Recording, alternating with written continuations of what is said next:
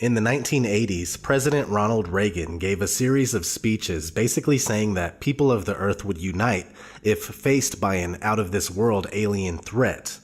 I couldn't help but say to him, just think how easy his task and mine might be in these meetings that we held if suddenly there was a threat to this world from some other species, from another planet, outside in the universe. We'd forget all the little local differences that we have between our countries, and we would find out once and for all that we really are all human beings here on this earth together. In our obsession with antagonisms of the moment, we often forget how much unites all the members of humanity. Perhaps we need some outside universal threat to make us recognize this common bound. I occasionally think how quickly our differences worldwide would vanish if we were facing an alien threat from outside this world. At the time, nobody knew exactly what he meant, but they thought that he meant well. It wasn't until the 1990s when George H.W. Bush started to push the New World Order to the public that people began to understand the unity that Ronald Reagan spoke about. Out of these troubled times, our fifth objective, a new world order, can emerge. We have before us the opportunity to forge for ourselves and for future generations a new world order. When we are successful, and we will be, we have a real chance at this new world order. It is a big idea, a new world order. Such is a world worthy of our children's future. A world in which there is the very real prospect of a new world order. And that's why I wanted to speak to you today about the new world taking shape around us, about the prospects for a new world order now within our reach. I'll be talking in some detail about the possibility of a new world order, the quest for the new world order. New world order. The new world order really is a tool for addressing a new world of possibilities. It wasn't exactly the kind of unity that would benefit the masses, but the elite, as they would have us united under the control of a one-world government, a one-world religion, a one-world everything. So we have a solid connection between the New World Order and an alien invasion, especially since George H.W. Bush was vice president to Reagan and his successor. It even goes in order: alien invasion, New World Order; alien invasion, New World Order. If suddenly there was a threat to this world from some other species, from another planet, outside in the universe. We have before us the opportunity to forge for ourselves and for future generations a new world order. Perhaps we need some outside universal threat. It is a big idea, a new world order. Let's fast forward to more recent events where we are seeing the alien agenda escalate more than ever. 2014, Bill Clinton talks about aliens on Jimmy Kimmel. Take a quick break. But when we come back, I hope you will indulge me in something, because I want to ask you about your access to the files on the UFOs. Okay? President Clinton is here with us. We'll be right back. President Bill Clinton is here with us. So if I was president, and I won't be, let's be honest, the first thing I would do after putting my hand on that Bible and taking that oath to serve the country is I wouldn't even probably finish the oath. I would run to the White House. I demand to see all the classified files on the UFOs. Because I want to know. I'd want to know what has been going on. Did you do that? Sort of. Sort of. Yeah, we had, I think it was at the beginning of my second term, we had the anniversary of Roswell. You waited that long? I did. Wow. Well, I didn't. And then there's also Area 51. You remember there was a great sci-fi movie where there was an alien kept deep under the ground in Area 51? So first I had people go look at the records on Area 51 to make sure there was no alien down there. And people thought that because everybody who works there has to stop about an hour away and put on special clothing and then drive in and out. And that's because a lot of our stealth technology is made there. We know that now, but there are no aliens there. So then when the Roswell thing came up, I knew we'd get, gazillions of letters. So I had all the Roswell papers reviewed, everything.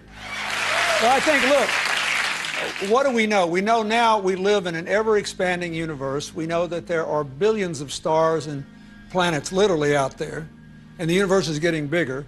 We know from our fancy telescopes that just in the last 2 years, more than 20 planets have been identified outside our solar system that seem to be far enough away from their suns and dense enough that they might be able to support some form of life. So it makes it increasingly less likely that they might be able to support some form of life. So it makes it increasingly less likely that we're alone. Oh, you're trying to give me a hint that there are aliens. No, I'm trying to tell you I don't know. Oh, you're trying to give me a hint that there are aliens. No, I'm trying to tell you I don't know. Oh. But if we were visited someday, I wouldn't be surprised. I just hope that it's not like Independence Day. Yeah, right.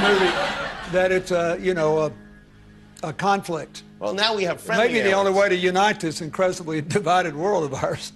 They're out there. We better think of how all the differences among people on Earth would seem small if we felt threatened by a space invader. That's the whole theory of independence. You're right. You're Everybody right. gets together and makes nice and, Perhaps we need some outside universal threat.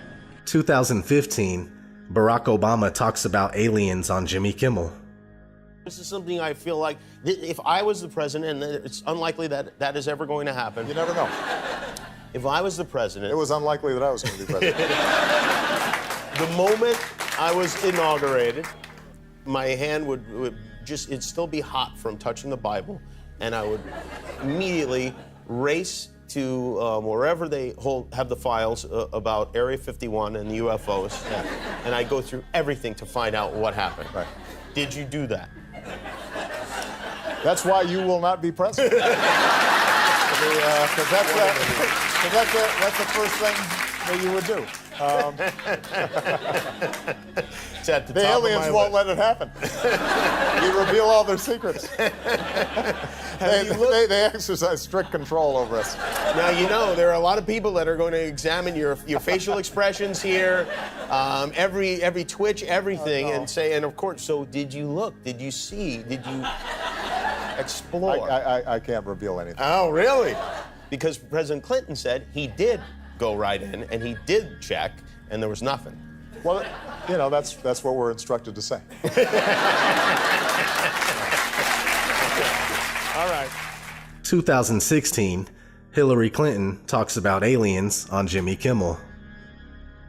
When we had your husband, President Clinton, on this show, he said, I asked him about UFOs in Area 51, and if he looked in, because if I was president, that's the first thing I do. I go right into those files and see what was going on. Right. And he said that he did do that. Yes. And that he didn't find anything. Well, I'm gonna do it again. Yeah, why not? Right? And there's a new name. It's unexplained aerial phenomenon. Unexplained aerial phenomenon, really? Yep, UAP. That's the latest nomenclature. I like the old one. I like UFO. I don't know why.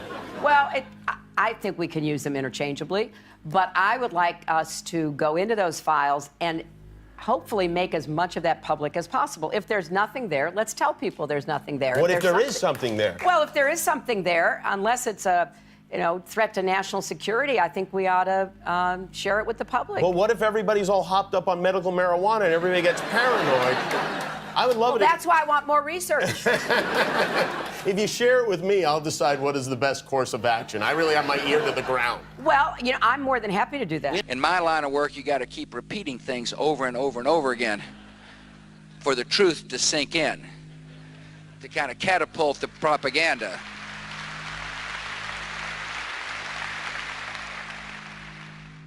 So you see, what used to pass for a tinfoil hat theory is now being pushed by the mainstream and accepted on a wide scale. In fact, the popular theoretical physicist Michio Kaku seems to be a pawn for programming the masses with the belief in aliens. A crisis of leadership. We've been talking about this all week. But what if there was some sort of outer space crisis? An alien invasion sounds crazy, perhaps, but then who thought we'd ever see the stock market swing 5% a day all week long? So maybe it's not as far-fetched as it sounds. If aliens invaded, who would step up to lead us in that fight, and could we even win? That's just one of the questions the Discovery Channel's new series, Curiosity, looks at. Joining me now is physics professor Michio Kaku, who is a consultant for the series. Professor, welcome. The biggest question before we get any invasion is, do aliens even exist, and how would we know? Well, the Kepler satellite currently orbiting in outer space has identified about 50 planets that seem very much Earth-like. In fact, every week we discover another Jupiter-sized planet in outer space. Now, to be sure, most of them probably have no more than microbial life, just germs. But a few of them may have intelligent life, perhaps even more advanced than what we have on Earth.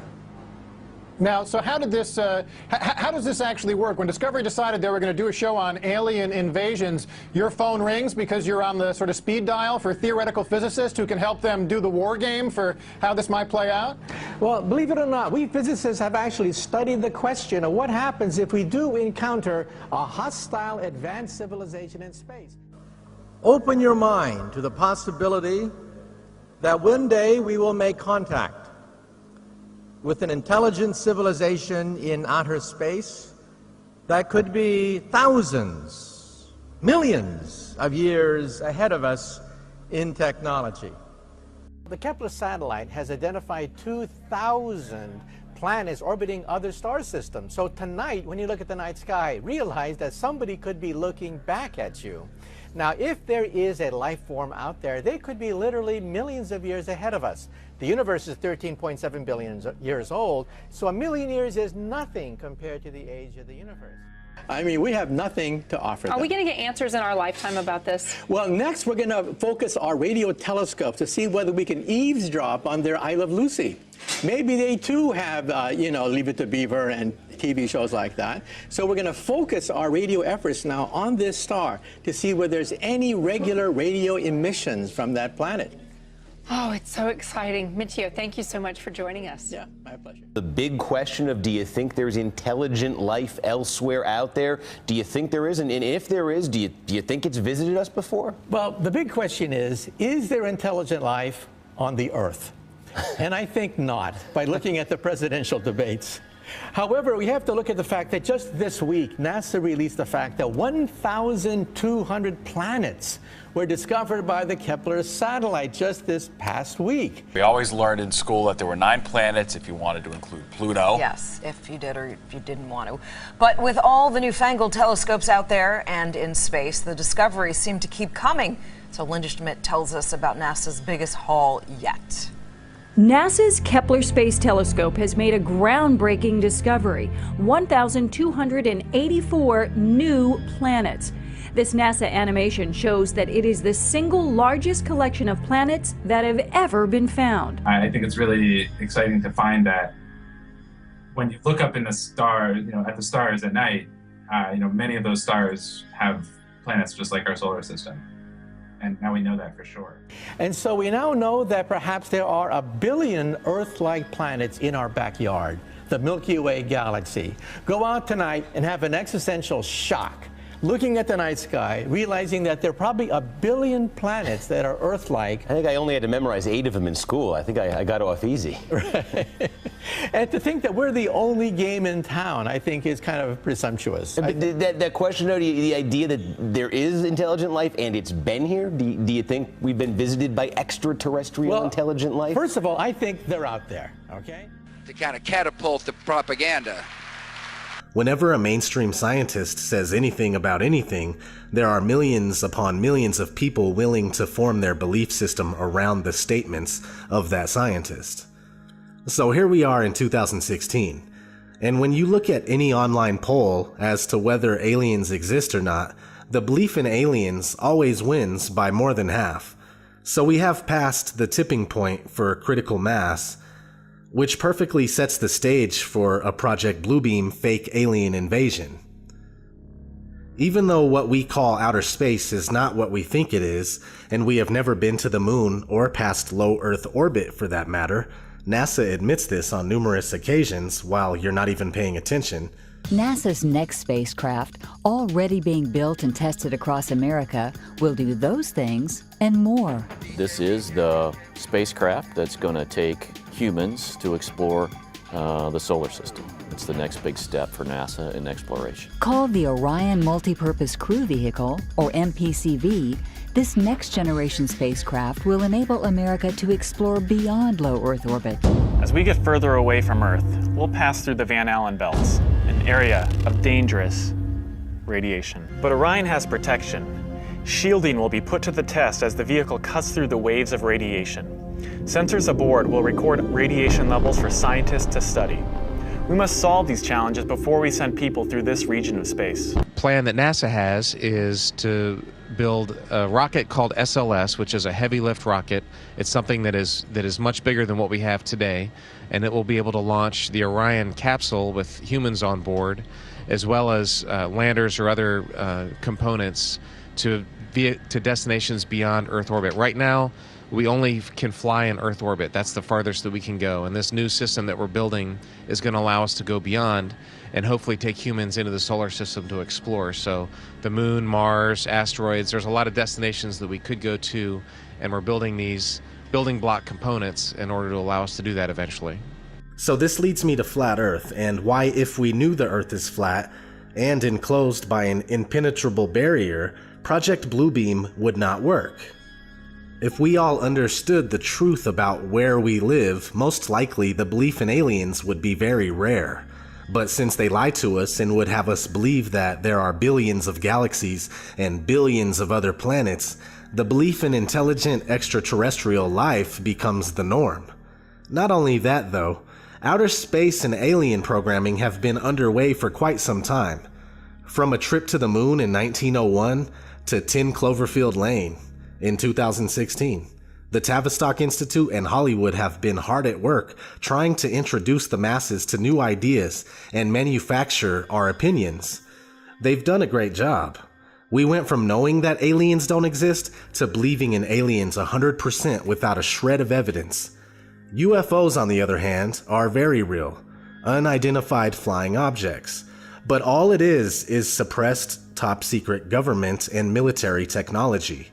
They will utilize these top-secret crafts to trick us into believing in an alien threat. They will also use holographic projections and something like the silent subliminal presentation system that can beam voices into our heads, which has already been patented for years now. Look it up. While you're at it, look at hologram technology that's already been used to show Michael Jackson on stage and even Tupac performing as well. One last note, pay attention to the timing of alien programming. For instance, Hillary talking about aliens on talk shows and promising to disclose classified information about extraterrestrials when in office, and the release of Independence Day 2. The timing of these things says a lot in itself. This has been ODD TV. Thanks for watching.